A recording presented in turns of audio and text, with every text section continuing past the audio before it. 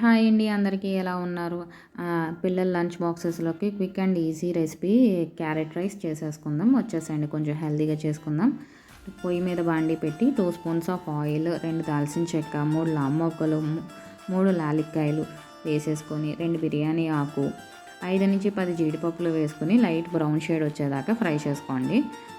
అంటే కొంచెం పంటికి తగిలితే బాగుంటుంది కదా. ఈ లోపల ఒక ఆనియన్, చిన్నగా తరిగిన ఆనియన్ 2 మిర్చీస్ స్లైసెస్ చేసుకొని వేసేసుకొని, కడిగి పెట్టుకున్న కరివేపాకు కూడా వేసుకొని లైట్గా ఫ్రై చేసుకోండి.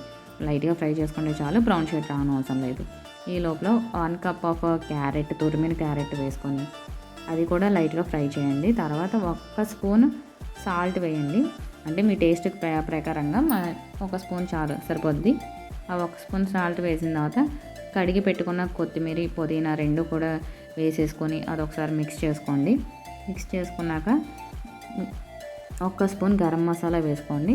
గరం మసాలాకు బదులు సాంబార్ మసాలా కూడా వేసుకోవచ్చు. 1 స్పూన్ తురిమి పెట్టుకున్న కొబ్బరి కూడా వేసుకోండి. అవి కూడా లైట్గా ఫ్రై అవ్వాలి. ఫ్రై అయిన తర్వాత క్యారెట్ ఫ్రై అవ్వడానికి టైం పడుతుందండి.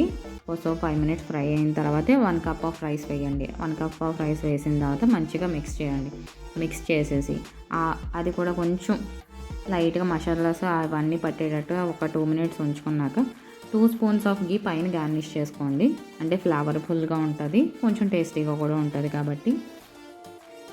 ఫైనల్లీ మన క్యారెట్ రైస్ రెడీ అయిపోయింది. It's time to serve. పిల్లలకి హెల్దీ, మనకి quick and easy recipe. Please subscribe చేసుకోండి, లైక్ అండ్ షేర్.